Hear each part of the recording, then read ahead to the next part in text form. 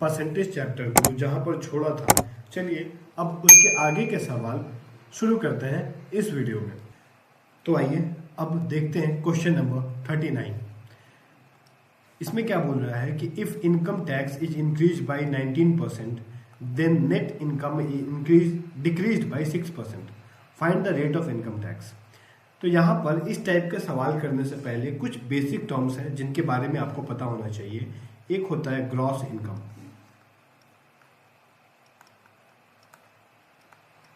अब ये gross income क्या है?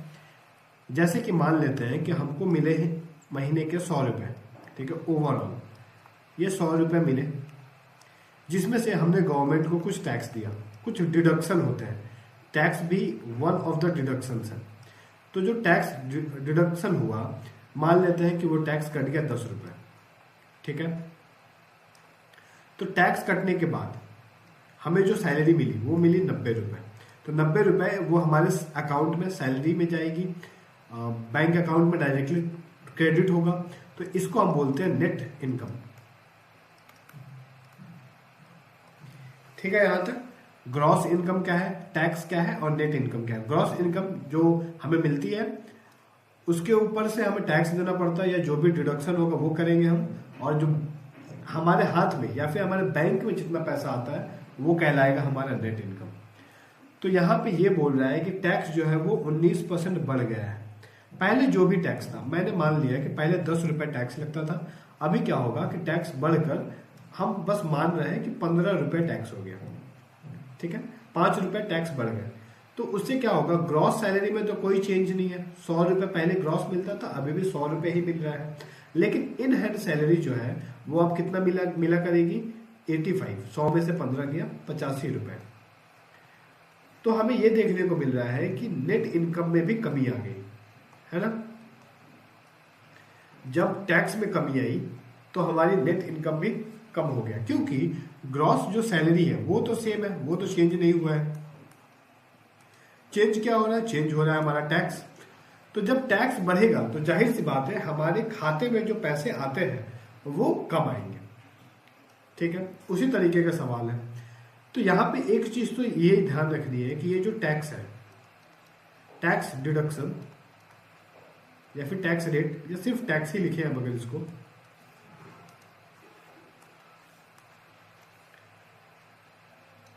ये इनवर्सली प्रोपोर्शनल होता है नेट इनकम के। इसका क्या मतलब हुआ कि जैसे जैसे टैक्स बढ़ेगा वैसे वैसे हमारी इनकम घटेगी, टैक्स घटेगा तो हमारी नेट इनकम बढ़ेगी। तो दोनों के बीच में उल्टा रिलेशन होता है, ठीक है यहां तक। तो इस टाइप के सवाल जब हम करेंगे ना, तो हम एक कॉन्सेप्ट यूज करेंगे, उसको हम जरा यहां समझते हैं। जैसे मैंने यहां पर देखा कि टैक्स जो है पहले 10 रुपए था, अभी 15 रुपए हो गया। कितना बढ़ा, 5 रुपए। कितने पे बढ़ा, ओरिजिनल वैल्यू कितनी थी, 10 थी। तो 10 पे अगर हम इसका परसेंटेज निकालें तो कितना आ रहा है, 50%। यानी टैक्स में इंक्रीमेंट कितना हुआ, 50% हुआ, ठीक है। और नेट इनकम ये कितना माइनस होगा, तो अगर हम इसका परसेंटेज निकालें तो ये 5 रुपए घट रहा है, कितने, 90 पे। तो इसको परसेंटेज निकालेंगे हम, तो ये आएगा, 0 से 0 काट देते हैं, तो ये आ गया 50/9%। तो ये क्या हो गया, इसमें माइनस हुआ 50/9%। लेकिन हम ये क्या देख रहे हैं कि अगर रुपए में बात करें तो 5 रुपए टैक्स बढ़ा और 5 रुपए नेट इनकम घटी। तो हम इसका मतलब ये कह सकते हैं कि जो 50% ऑफ टैक्स है, 50% ऑफ टैक्स ये बराबर होता है 50/9% ऑफ नेट इनकम। क्यों?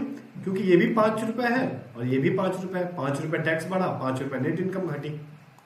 तो ये जो कॉन्सेप्ट है ना, इसी को इस्तेमाल करेंगे हम, ठीक है। इस कॉन्सेप्ट को एक बार मैं यहां पे लिखता हूं कि परसेंटेज इंक्रीज या फिर डिक्रीज ऑफ टैक्स लिखता हूं। ऑफ टैक्स ये बराबर होगा परसेंटेज डिक्रीज, क्योंकि जब टैक्स इंक्रीज होगा तो नेट इनकम डिक्रीज होगा और टैक्स डिक्रीज होगा तो नेट इनकम इंक्रीज होगा। Of net income. ठीक है, ये बहुत ही इंपॉर्टेंट चीज है जो मैंने आपको समझाई कि ये कैसे होता है। इसको बस ध्यान रखेंगे और फिर हम लोग आराम से चुटकियों में इस टाइप का कोई भी सवाल होगा उसको कर ले जाएंगे। तो यहां क्वेश्चन में क्या बोल रहा है कि टैक्स जो है 19% बढ़ा है और नेट इनकम 6% डिक्रीज हो गई है, घट गई है। तो हम क्या लिखेंगे यहां पे 19% ऑफ टैक्स ये बराबर होगा 6% ऑफ नेट इनकम के, क्योंकि जितना टैक्स बढ़ा है वो कहां से जा रहा है, वो ग्रॉस में से ही माइनस होगा ना। तो नेट इनकम का ही 6% होगा, 19% का टैक्स। ठीक है, ये कॉन्सेप्ट बस आपको समझनी है। तो यहां पे अगर हम देखें तो ये काट देते हैं इसको और परसेंटेज से परसेंटेज कट जाएगा। तो यहां से हमको टैक्स और नेट इनकम को मैं NI लिख लेता हूं, इसका रेशियो मिल जाएगा 619।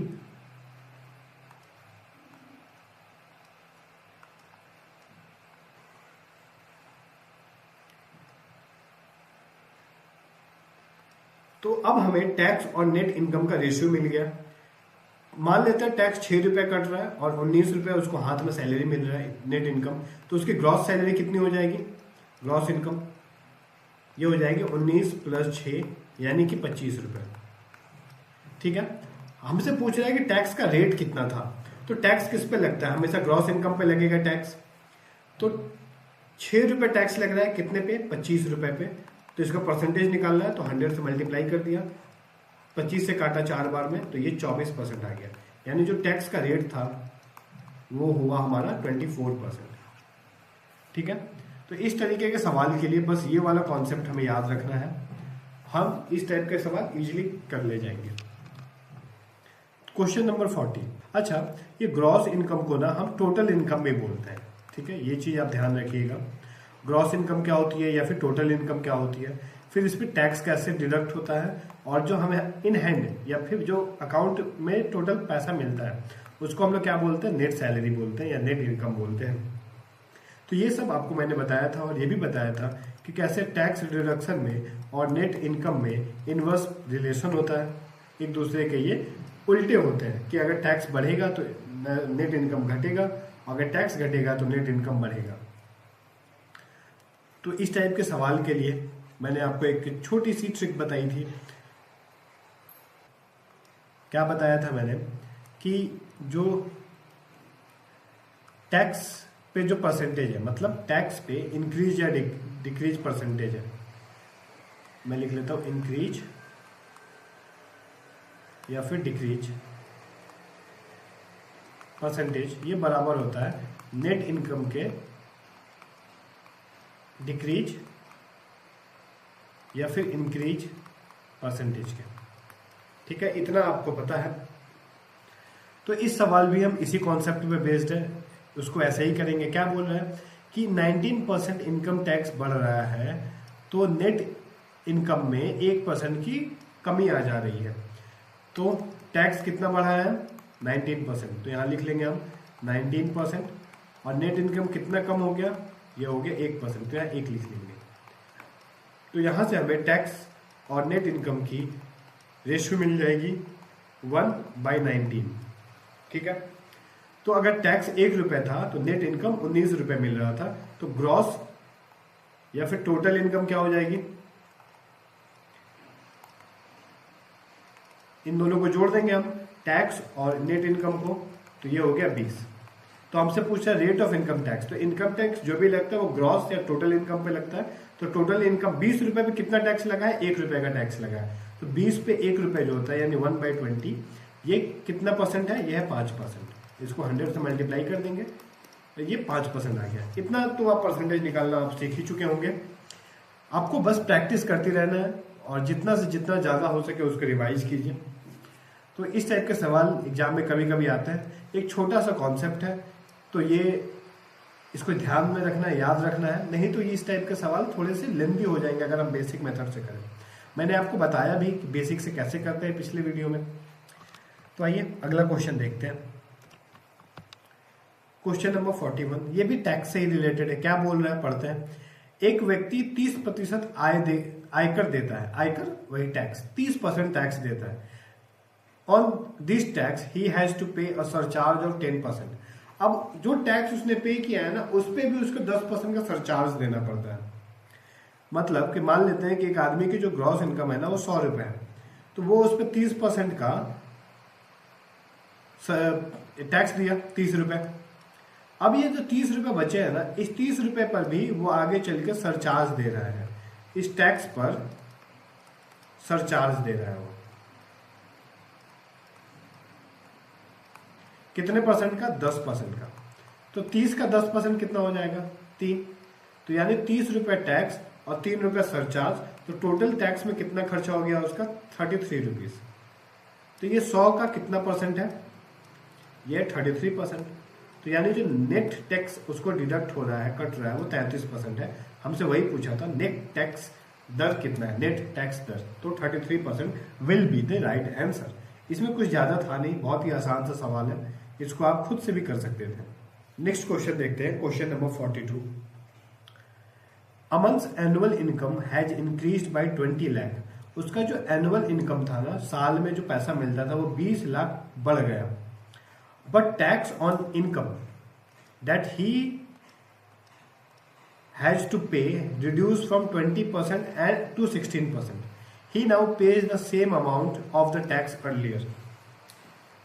What is his new total income? ठीक है, इस टाइप के भी सवाल काफी आते हैं, रिपीटेटिव है। कुछ नहीं, पहले मैं एक बार बेसिक समझाता हूँ कि बेसिक से कैसे करते हैं, फिर मैं इसका एक शॉर्ट ट्रिक भी बताऊंगा जो हम ऑलरेडी देख भी चुके हैं।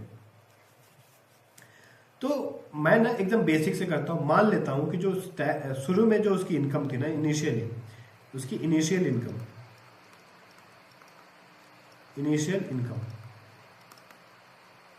मान लेता हूं कि वो x रुपए है, ठीक है। लेकिन अब क्या हो गया, उसकी सैलरी में बोल रहा है कि 20 लाख की बढ़ोतरी हो गई है। तो अभी क्या है, फाइनल इनकम या फिर प्रेजेंट करेंट इनकम भी लिख सकते हैं। ये कितना हो गया, ये x प्लस 20 लैक्स। अच्छा, ये x जो है ये लाख में है, x का वैल्यू, ठीक है। x लाख था, अभी x प्लस 20 लाख हो गया, ठीक है। पहले क्या हो रहा था कि x रुपए पे वो 20% का टैक्स दे रहा था, ठीक है। x रुपए पे वो 20% का टैक्स देता था। अब क्या है, टैक्स की दर घट गई है, अब वो सिर्फ 16% ही टैक्स देता है। लेकिन दोनों ही केस में जो टैक्स रुपए में जो अमाउंट ऑफ टैक्स है ना, वो सेम है। अब ये अमाउंट कैसे सेम हो सकता है? परसेंटेज चेंज हुआ है पर अमाउंट तो इक्वल रह सकता है ना। कैसे, एक एग्जांपल से देखते हैं। जैसे बात करें 100 रुपए और एक बंदे के पास है 200 रुपए, ठीक है। अब ये 100 रुपए मान लेते हैं, इसको ए मान लेते हैं, ए के पास 100 रुपए और बी के पास 200 रुपए। तो ए ने क्या किया ना, उसमें से 30% खर्च कर दिया। 30% खर्च कर दिया तो एक्चुअल में रुपीज में निकाले तो कितना खर्च किया, 30 रुपए। लेकिन बी ने सिर्फ 15% ही खर्च किया। तो अगर रुपए में निकालेंगे 200 का 15% क्या होता है, 30 रुपए। तो जो खर्च है रुपए में तो बराबर है, लेकिन चूंकि उनका बेस जो था, उनके पास जो पैसा अवेलेबल है 100 और 200 ये अलग अलग था, इसीलिए उनकी परसेंटेज वैल्यू भी अलग अलग है, ठीक है। ये बेसिक सा कॉन्सेप्ट है। आई होप ये क्लियर हो गया होगा आपको। तो यहां पे क्या हो रहा है ना कि इनकम बढ़ रही है। पहले x था, x पे 20% लग रहा था और अभी x प्लस 20 हो गया है तो उस पर 16% लग रहा है। तो इस केस में दोनों का जो टैक्स है, अमाउंट है, वो सेम है। तो हम इसको ऐसे लिख सकते हैं कि x का 20% ये बराबर होता है x प्लस 20 का 60%। लिख सकते हैं ना, बिल्कुल। तो जरा इसको सॉल्व करते हैं। परसेंटेज हट गया, 4 से काटते हैं, 4 चौके 16, 4 पचे 20। तो ये हो गया 5x और इस 4 से जब दोनों को मल्टीप्लाई कर देंगे तो ये हो गया 4x प्लस 20 चौके 80। अभी 4x जब इधर आएगा तो 5x में से 4x माइनस हो गया, x बराबर आ गया 80। तो x क्या था, x था इनिशियल इनकम, शुरुआती दौर में उसकी क्या इनकम होगी। तो ये लैक्स में था, तो शुरुआती दौर में उसकी जो इनकम थी वो 80 लाख थी। लेकिन हमसे पूछ रहा है क्या, करंट इनकम बताओ, न्यू टोटल इनकम, न्यू। तो 20 लाख बढ़ा है ना, तो पहले जब 80 लाख थी उस पर 20 लाख हम बढ़ा देंगे तो अभी की इनकम क्या होगी, 100 लाख होगी। ठीक है, बिल्कुल आसान सा है, बस ये कॉन्सेप्ट आपको समझ में आना चाहिए। अच्छा, अब ना हम इसको एक रेशियो मेथड से देखते हैं। ये भी आसान है, एग्जाम में इसको हम यूज कर सकते हैं, बहुत टाइम बचाएगा हमारा। तो इसके लिए हम ये जानते हैं कि जो टैक्स है और जो इनकम है, नेट इनकम या फिर इनकम, ये एक दोनों में ना उल्टा रिलेशन होता है। तो टैक्स क्या हो गया, पहले 20% था और अभी 16% हो गया। तो रेशियो में कितना फर्क पड़ा, अगर निकाले हम इसका रेशियो तो काटेंगे तो ये 5 बार में, ये 4 बार में, तो ये टैक्स में चेंज की रेशियो आ गई। तो टैक्स में अगर चेंज की रेशियो ये है ना, तो इनकम में रेशियो क्या हो जाएगी, क्योंकि इनकम और टैक्स उल्टा रिलेशन है तो इनका रेशियो भी उल्टा हो जाएगा इस तरीके से। ये 5 से 4 गया तो ये 4 से 5 जाएगा। ठीक है, मैंने बताया भी था, यहाँ पर टैक्स 5 रुपए लग रहे थे, अब 4 रुपए लग रहा है, घटा है, तो इनकम 4 से 5 हो गया, बढ़ गई। ठीक है, तो हम देख पा रहे हैं कि ओवरऑल कितना का चेंज आया, एक रेशियो का, एक रेशियो इंक्रीज हो गया। लेकिन अगर हम क्वेश्चन में देखें तो हमसे क्या बोल रहे हैं कि 20 लाख रुपए बढ़े हैं, तो यानी एक रेशियो की वैल्यू अगर 20 लाख है तो 4 रेशियो की वैल्यू क्या हो गई, 80 लाख, और 5 रेशियो की वैल्यू क्या हो गई, 100 लाख। हमसे न्यू इनकम पूछ रहा है, तो न्यू मतलब अभी करंट में 5 यानी 100 लाख होगा। अगर पुराना इनकम पूछता तो वो 80 लाख आंसर होगा। ठीक है, तो ये बेसिक वाला जो हमने सीखा है, ये वाला, ये बस एक लाइन हमको लिखनी है, सॉल्व करके निकाल लेना है। ये भी कुछ ज़्यादा मुश्किल नहीं है। हाँ, पर आपको ये शॉर्ट अप्रोच रेशियो मेथड भी पता होना चाहिए कि टैक्स और इनकम उल्टा रिलेशन है तो उनका रेशियो भी उल्टा हो जाएगा। ठीक है, अब आते हैं next question, question number 43। Suhani page a tax at the rate of 30% on her entire income of 90,000। उसका जो इनकम है ना, 90,000 रुपये इनकम है, जिसमें से उस पर 30% का टैक्स भर देती है। और रितिका है, दूसरी लड़की है, वो अपन जो भी उसका इनकम है, वाई रुपए दिया हुआ है, उसका इनकम वाई दिया है, तो वाई पे 40% का टैक्स भरती है। ठीक है, यहां तक ओवरऑल टैक्स जो वो दे रहे हैं ना, कंबाइन करने पे, कंबाइंड इनकम पे 37% है। What is the value of Y. ठीक है, इसको हम लिखते हैं कि जो सुहानी है उसकी इनकम कितनी है, 90,000, और वो टैक्स कितना दे रही है, इस पर 30% का टैक्स दे रही है, तो उसका टैक्स कितना हो जाएगा, 90,000 का 30% हो गया 27,000। ठीक है, यहां तक। उसके बाद बारी आती है रितिका की। रितिका की सैलरी कितनी है, वाई रुपए, और वो कितना परसेंट टैक्स दे रही है, 40%। तो 40% हमको पता है इसका वैल्यू क्या होता है, फ्रैक्शन में 2/5 होता है, तो हम डायरेक्टली लिख सकते हैं 2y/5। ठीक है, अब आगे क्वेश्चन क्या बोल रहा है, ओवरऑल टैक्स, मतलब इन दोनों का जब इनकम को कंबाइन कर दें हम, ये 90,000 और ये y, दोनों की इनकम को हमने जोड़ दिया, तो ये कंबाइंड इनकम हो गई।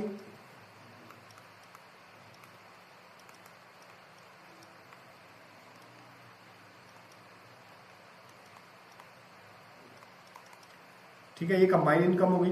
तो कंबाइंड इनकम में कितना टैक्स हो रहा है, 37%, तो यानी इसका 37% हो रहा है टैक्स। तो अब हम क्या करेंगे कि ये जो टैक्स ये दे रहा है ना, ये टैक्स और ये जो टैक्स दिया था 27,000 और 2y/5, जब इन दोनों को जोड़ेंगे यानी 27,000 प्लस 2y/5, अलग अलग टैक्स निकाल के जोड़ा और एक साथ जब टैक्स निकाल के जोड़ा, ये दोनों बराबर नहीं होंगे क्योंकि टैक्स तो सेम ही दे रहे हैं वो लोग। इसको जरा हम सॉल्व करते हैं। 37% है, परसेंट हटाया तो नीचे में 100 आ गया। ठीक है, अब इसको हम इससे मल्टीप्लाई कर देते हैं, तो ये हो जाएगा हमारा, एक बार मैं लिख के बता देता हूँ, पर आप अवॉइड कीजिए लिखना, एग्जाम में उतने लिखने की जरूरत नहीं होती है।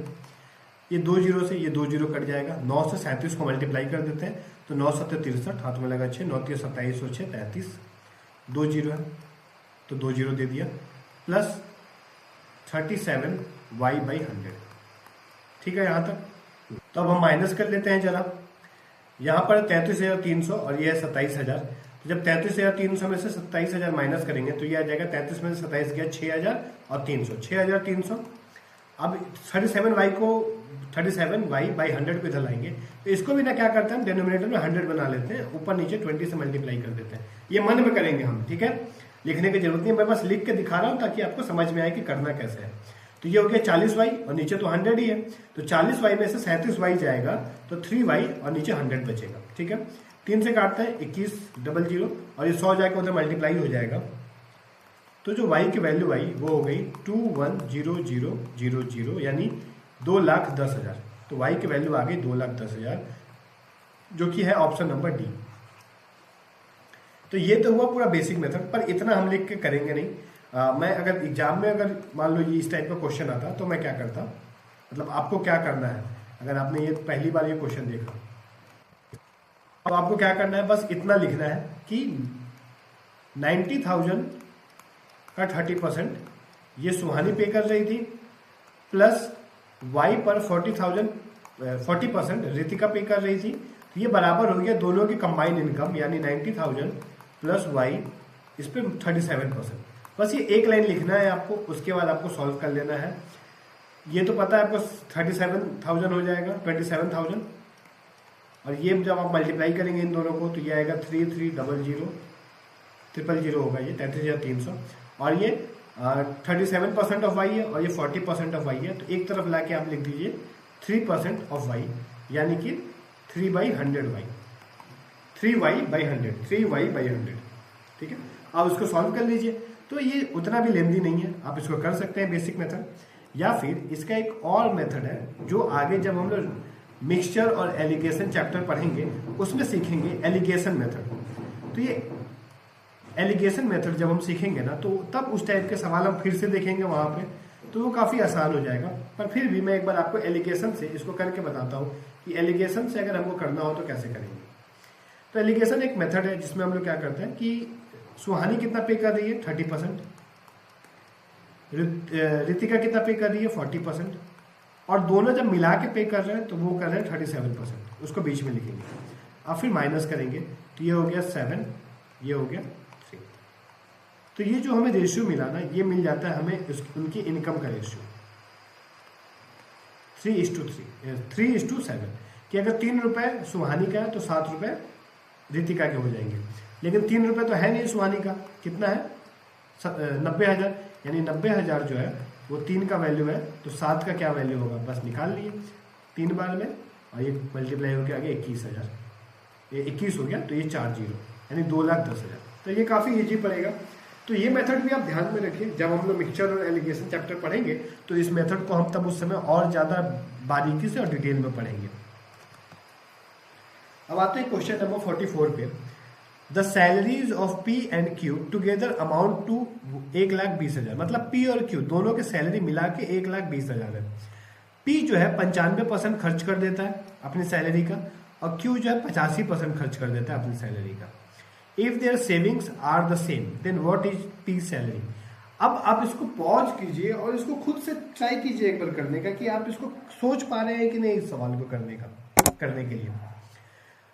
P जो है अपनी सैलरी, जो भी उसकी सैलरी है ना, उसका 95% खर्च कर देता है, तो बचाता कितना होगा? P की सेविंग कितनी होगी? मान लेते हैं, मतलब P की सेविंग क्या होगी, P की सैलरी मैं P ही लिखूं तो ये 5% बचाएगा, P का 5% बचाएगा। ये 95% खर्च कर दे रहा है तो बचाएगा कितना, 5%। वहीं Q जो है 85% खर्च कर दे रहा है, तो वो कितना बचाएगा, वो 15% बचाएगा Q का। और बोल रहा है if their savings are same, ये दोनों बराबर है, क्वेश्चन में बोल दिया है, तो हमें P और Q के सैलरी का रेशियो मिल गया यहां से। बस हो गया क्वेश्चन सॉल्व। आगे क्या बोला है कि कंबाइंड इनकम है 1,20,000, यानी 3 और 1 4, 1,20,000 की वैल्यू है 4। तो हमसे क्या क्वेश्चन पूछ रहा है, P की सैलरी पूछ रहा है। P का क्या वैल्यू है 3, 3 का निकाल लो, 4 से गया 3 बार में, तो ये हो जाएगा 30,000 इंटू 3 यानी 90,000। ऑप्शन नंबर सी सही जवाब हो गया। आते हैं question number 45। The total salary of 2 employees A and B in an organization was 40,000। ठीक है। ए और बी की टोटल इनकम कितनी हो गई? 40,000। After increasing the salary of A by 9%, ए की जो सैलरी है ना उसको 9% बढ़ा दिए, मतलब उसको 109% कर दिए। एंड बी बाई 12%, बी की जो सैलरी है, बी की सैलरी 11% से बढ़ाएं, तो बी को हम कर दिए 111। ठीक है, पहले 100 थी, 111 हो गई 11 बढ़ने के बाद। तो अब जो आया इनकम वो आया 44,100। तो अब पूछ रहा है ए की इनिशियल सैलरी क्या थी। तो यहां से ना दो इक्वेशन बन रहे हैं। अब हमें इन इक्वेशन को सॉल्व करके निकालना पड़ेगा ए की वैल्यू। ठीक है, आसानी से कर लेंगे, कोई दिक्कत नहीं। परसेंटेज का क्या मतलब होता है? 1/100, तो ये परसेंटेज हटाते हैं, यहां से भी परसेंटेज हटाते हैं, तो यहाँ पे दोनों के नीचे 100 आएगा, 100 कॉमन लेके RHS भेज देंगे, तो ये मल्टीप्लाई हो गया। ठीक है, बस इतना पता होना चाहिए कि बेसिक कैसे करते हैं। अब हमको किसकी वैल्यू निकालनी है? ए की निकालनी है। तो हम ना बी को सेम बना लेते हैं। यहाँ पे कितना है? बी इंटू 111 है, तो ऊपर भी 111 से मल्टीप्लाई कर देते हैं। तो बी की वैल्यू हो जाएगी 111। जब इसको मल्टीप्लाई करेंगे तो 111 बी, तो ये बी, एक सेकेंड, ये बी 111 बी और 111 बी घट कैंसिल हो गया, सब्ट्रैक्ट कर रहे हैं हम लोग। अब 111 को ए से मल्टीप्लाई करेंगे तो कितना हो जाएगा? 111 ए, और यहाँ पर है 109 ए, तो कितना बचेगा? 2a माइनस करने पे। ठीक है, यहाँ पे हम 4 को जब 111 से मल्टीप्लाई करेंगे तो ये आएगा 4 4 4 और 1 2 3 4 4 0, और यहाँ पे है 44,10,000, माइनस करेंगे तो ये बचेगा 30,000। और ए की वैल्यू कितनी आ गई? जब 2 से काटेंगे तो 15,000। बस सिंपल। अब बी पूछा होता तो हम यहां से a प्लस बी 40,000 है, तो 40 में से 15 माइनस कर देते हैं तो वो आ जाता 25,000। ठीक है, तो a की जो वैल्यू हो गई वो है ऑप्शन ए, 15,000 रुपए। आसान सा सवाल है। अब आते हैं 46 में। The monthly income of Ramesh was 16,500, his monthly expenditure was 10,500। मतलब अगर वो 16,500 कमा रहा था ना, तो जिसमें से खर्च कितना कर रहा था? 10,500। बचाया कितना उसने? 6,000। 16,500 में से 10,500 घटा दिया। Next year his income increase by 25%, expenditure increase by 19%, find the percentage increase in his saving. अच्छा, इस टाइप का सवाल हम ऑलरेडी कर चुके हैं, अगर आपको याद ना हो तो बता दूं कि इनकम 25% बढ़ा है, तो आप क्या करेंगे? इसको 25% बढ़ाएंगे, मतलब इसका 125% निकाल देंगे। एक्सपेंडिचर बढ़ाएंगे आप 19% से, फिर क्या होगा? फिर हम सेविंग देख लेंगे कि कितना घटा है या कितना बढ़ा है। तो एक बार निकाल लेते हैं कि 16,500 है, तो उसका 125% कितना आएगा, और ये भी बढ़ा दे रहे हैं तो 119% निकाल लेंगे डायरेक्टली हम। तो हम रफ में निकालते हैं 16,500 125%। 125% क्या होता है? ये होता है 5/4। फ्रैक्शन वैल्यू याद होना चाहिए आपको। 4 से काटते हैं इसको 25 बार में, तो ये हो गया 125 और 165। इसको मल्टीप्लाई कर लेते हैं। 125 का टेबल अगर आपको आता है, जब आप प्रैक्टिस करेंगे तो वो याद हो जाता है। 125 को 5 से जब करेंगे तो ये होता है 625। 625 का 5 लिख दिया, कैरी हो गया 62। 125 को जब 6 से किया तो ये 750 आ गया। 750 में 62 जोड़ेंगे तो 812। 2 लिखा, कैरी हो गया 81। 125 को 1 से किया तो 125 और 81 को जोड़ेंगे हम लोग तो ये हो जाएगा हमारा 206। ठीक, 20,625 हो गया। अब हम 10500 इसका 119% निकालते हैं, तो ये तो कटे 0 से 0 कट गया। अब कटेगा नहीं, डायरेक्टली मल्टीप्लाई कर देते हैं। तो 119 है इंटू 105, इसको मल्टीप्लाई करते हैं। 19 पचे 95, 5 0 0 0 9 1 1, तो ये हो गया हमारा 5 9 9 5 14 2 1 12,495। 12,495। ठीक है, कैलकुलेशन आप अपने हिसाब से कीजिए जैसे आपको कन्वीनियंट हो, ताकि आप उसको जल्दी से जल्दी कर पाए। अब जब हम इन दोनों को माइनस कर देंगे ना, यहाँ माइनस कर लेते हैं तो हमें सेविंग निकल जाएगी। ये हो गया 0, 12 में से 9 गया 3, 1, ये हो गया 8,130 रुपये हो जाएगा इसका सेविंग। पहले सेविंग 6,000 थी, अभी 8,130 हो गई है। तो कितनी बढ़ी? बढ़ गई है हमारी 2,130। परसेंटेज में निकालना है, 6,000 से डिवाइड कर देते हैं, 100 से मल्टीप्लाई कर लेते हैं, 2 जीरो गया, इस जीरो से ये जीरो गया, 6 से डिवाइड करते हैं, 6 3 18, 3 बचा, 6 बचे 35.5, 35.5% आ रहा है, जो कि ऑप्शन नंबर डी है। ठीक है, थोड़ा सा नंबर्स अलग अलग थे, बड़े बड़े थे, इसीलिए मल्टीप्लाई करने में थोड़ा समय लग सकता है, लेकिन आप इसको जितनी जल्दी हो सके उतनी करने की कोशिश कीजिए। मैंने 125%, 119% एक साथ निकाला। आप चाहें तो जैसे 10,500 है, इसका 19% निकाल सकते हैं पहले, 19 25 95, 19 एकम 19, और फिर उसमें 10,500 को ऐड कर सकते हैं, तो 5 9 14 2 1। आंसर तो उतना ही आएगा, लेकिन आपको जैसे कन्वीनियंट हो आप वैसे कीजिए, बस प्रैक्टिस करते रहिए भर भर के, तो ये सारी चीजें अपने आप क्लियर होती जाएंगी। क्वेश्चन नंबर 47 है, तिलक सैलरी इंक्रीजेज बाई 15%। अच्छा, पहले साल, दूसरे साल 20% से घट गई, और फिर थर्ड ईयर में 25% से बढ़ गई। If Tilak salary after these 3 years, 3 साल के बाद इतनी होगी। ठीक है, इस टाइप का सवाल भी मैंने आपको परसेंटेज में पहले करवाया। हमें इनिशियल वैल्यू नहीं पता है, मान लेते हैं कि x है। ठीक है, तो पहले साल क्या हो रहा है, 15% बढ़ रहा है, यानी 115 हो गया। दूसरे साल क्या हो रहा है, 20% घट रहा है, यानी 80 हो गया। तीसरे साल फिर 25% बढ़ रहा है, यानी 125 हो गया।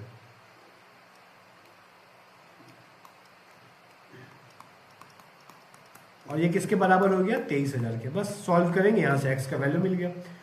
ठीक है, डायरेक्टली हमको फ्रैक्शनल वैल्यू लिखना चाहिए था। ये हो जाएगा 23/20, ये हो जाएगा 4/5, और ये हो जाएगा 5/4। ये 23,000 के बराबर है। अब इसको जरा सॉल्व करते हैं। ये 23 से इस 23 को काट देते हैं, ये 4 5 4 5 कट गया, और ये 20 जब उधर जाएगा मल्टीप्लाई हो जाएगा, तो 20 1 2 3 20,000 आ रहा है एक्स की वैल्यू। तो यानी ऑप्शन नंबर ए जो होगा सही जवाब होगा। Question number 48, P's income is 150% of Q's income. P Q और आगे में एक्सपेंडिचर के बारे में बात की गई है, तो मैंने यहाँ पे उसके इनका इनकम लिख लिया। क्या बोल रहा है, 150%। तो 150% का फ्रैक्शनल वैल्यू क्या होता है, 3/2। तो अगर क्यू की इनकम 2 है तो पी की इनकम 3 हो गई। ठीक है, आगे क्या बोल रहा है, एक्सपेंडिचर की बात की गई है। P's expenditure is 60% of Q's expenditure. Q का जो भी एक्सपेंडिचर है, 60% का क्या मतलब है, 3/5। तो अगर क्यू का एक्सपेंडिचर 5 है तो पी का एक्सपेंडिचर कितना हो जाएगा, 3। 60% बोला है, 3 हो गया। अब आगे क्वेश्चन में क्या बोल रहा है, if Q saves 20% of his income then how much percentage P save of his income. Q जो है अपनी इनकम का 20% बचाता है, तो हमें बताना है कि फिर पी कितना बचाएगा। ठीक है, तो इस टाइप के सवाल के लिए हम क्या करेंगे ना कि इनकम को 3 और 2 ना मानने के लिए 300 और 200 मान लेते हैं। ठीक है, तो हमें आसान पड़ेगा। आगे क्वेश्चन में क्या बोल रहा है कि क्यू जो है अपनी इनकम का 20% बचा लेता है, सेव करता है। तो 200 का 20% कितना होगा, 200 का 20% हो जाएगा 40। तो 40 वो सेव करता है, तो खर्च कितना करेगा, 160 रुपये। ये उसका एक्सपेंडिचर हो गया। ठीक है, अब देखने वाली बात है कि पहले वाले लाइन में क्या बोला था कि क्यू जितना भी खर्चा करता है ना, पी उसका 60% करता है। तो यानी क्यू अगर 160 करेगा तो इसका 60% क्या हो जाएगा, मतलब 3/5 निकाल लेते हैं हम। तो ये काटे हम लोग, 3 2 32, तो ये आ गया 9 और 6 96। तो ये कितना खर्चा करेगा, 96 रुपीज़। ठीक है, तो 300 में से 96 खर्चा कर दे रहा है, तो वो बचा कितना रहा है, 204 रुपये। 204 कितना होगा 300 का, परसेंटेज में निकालते हैं। 20 गया, 3 से काटा 6 बार में और 8 बार में, यानी 68%। Option A will be the right answer. ठीक है, कुछ नया नहीं करना है, जैसे क्वेश्चन में बोला है हम वैसे करेंगे। हम इसको एक और अप्रोच से भी कर सकते थे। पहले हमने यहाँ पे निकाल लिया कि 160 रुपये खर्चा कर रहा है, तो यहाँ पे हमने एक्सपेंडिचर का भी रेशियो निकाल रखा था। तो यानी 160 5 का वैल्यू है, क्यू का वैल्यू है, तो हमको पी का निकल जाएगा। यहाँ से काटते हैं, 3 2 96।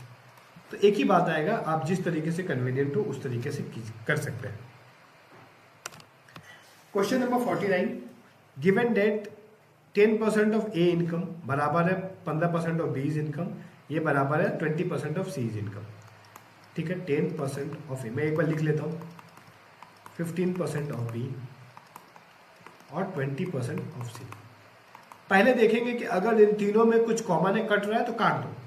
परसेंटेज से परसेंटेज काट दिया, फिर 5 से ये काटा 2 बार में, 3 बार में और ये 4 बार में। फिर हम यहाँ से, अब नहीं कटेगा तो हम रेशियो निकाल लेंगे एबीसी का। ये रेशियो निकालना सिखाया है मैंने पहले आपको वीडियोस में, टाइम एंड वर्क में सिखाया था। तो क्या करते हैं, बस इसका उल्टा कर देंगे, 1/2, 1/3, 1/4, जो भी इसके मल्टीपल्स हैं उनका उल्टा कर देंगे। अब 2, 3 और 4 जो डिनोमिनेटर में है उनका एलसीएम क्या होगा, 12, तो सबको 12 से मल्टीप्लाई कर देते हैं। तो ये आ गया 6, ये आ गया 4 और ये आ गया 3। तो इन तीनों का रेशियो मिल गया इनकम का। अब सम दिया हुआ है इनकम का 7,800, तीनों का सम दिया हुआ है। तो सम कितना निकलेगा अगर हम निकालें, 6, 4, 10, 3, 13 निकलेगा। आगे क्वेश्चन क्या पूछा है, बी का इनकम पूछा है। तो बी का इनकम क्या है, 4। तो 13 का वैल्यू दिया था, 4 का निकालना है तो मल्टीप्लाई कर दिया, 13 छक्के 78, तो 6 चौके 2400 रुपये। ऑप्शन नंबर सी सही जवाब हो गया, ऑप्शन 3। क्वेश्चन नंबर 50, ये काफी अच्छा सवाल है कि बोल रहा है कि एक जो है, a man saves a certain part of his monthly income so that he can purchase a car in 16 months. मतलब कोई एक बंदा है, मान लेते हैं ए है, ठीक है, कोई एक बंदा है, इसको एक कार खरीदनी है, ठीक है। अब उस कार को खरीदने के लिए इसने सोचा कि मैं अपनी जो भी मेरी मंथली इनकम है ना, जो भी मेरी सैलरी है, उसमें से मैं कुछ कुछ सेव करूंगा, मतलब हर महीने कुछ कुछ मैं सेविंग करूंगा। और ये सेविंग कितनी होती, 16 महीने तक करता हूँ। तो उसको गाड़ी का जो पैसा है वो इकट्ठा हो जाता है उसके पास। लेकिन क्या हुआ कि इसकी सैलरी बढ़ गई, ठीक है, इंक्रीज हो गई। अब जब इसकी सैलरी बढ़ी ना, तो इसने क्या किया, सेविंग जो है वो थोड़ी बढ़ा दी, जिसकी वजह से अब वो 14 महीने में ही वो अपना टारगेट पूरा कर लिया। तो हमसे पूछ क्या रहा है कि उसकी सेविंग में कितना सेविंग वो बढ़ा दे, ताकि उसकी वजह से क्या हो जाए कि 16 महीने की जगह उसका टारगेट 14 महीने में ही पूरा हो जाए। सैलरी इंक्रीज हुई है तो उसने सेविंग भी इंक्रीज कर दी, करना चाहिए ऐसे। तो उसका टारगेट 2 महीने पहले ही पूरा हो गया। तो उस कार का, जो कार है ना हमारा, उसका प्राइस क्या था, ये हमको पहले समझना पड़ेगा। उस कार का प्राइस कुछ भी मान सकते हैं हम, एक्स मान सकते हैं। एक्स मानने की जगह हम क्या करते हैं ना, अपनी कैलकुलेशन को आसान करने के लिए, ये जो 16 और 14 है, इसका एलसीएम क्या हो जाएगा, 112। तो जो एलसीएम आया है ना, वही कार की प्राइस मान लेते हैं। तो कार जो हो गया वो कितने का है, 112 रुपए, ठीक है। पहले क्या टारगेट था कि हमको क्या करना है, 16 महीने में 112 रुपए जमा कर लेने। तो मैं कितना रुपया हर महीने जमा करूं कि 16 महीने में 112 रुपये जमा हो जाएंगे, तो 7 रुपये करना पड़ेगा ना। 16 से 112 को भाग देंगे तो 7 आएगा। तो हर महीने 7 रुपये जमा करेंगे तो 16 सत्ते 112 रुपये जमा हो जाएंगे। लेकिन अब क्या है कि वो 14 महीने में ही कर ले रहा है। तो जब 14 महीने में कर रहा है तो हर महीने कितना करता होगा, 14 से डिवाइड करेंगे जब इसको, तो ये आ जाएगा हमारा 8, 14 8 112। तो यानी अब 8 रुपये जमा कर रहा होगा वो हर महीने। तो कितने रुपए का सेविंग बढ़ गया उसका, 1 रुपये का।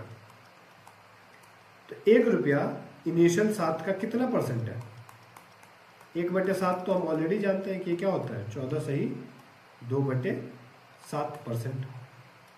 या फिर अगर रेशियो में लिखना चाहें तो 14.28%।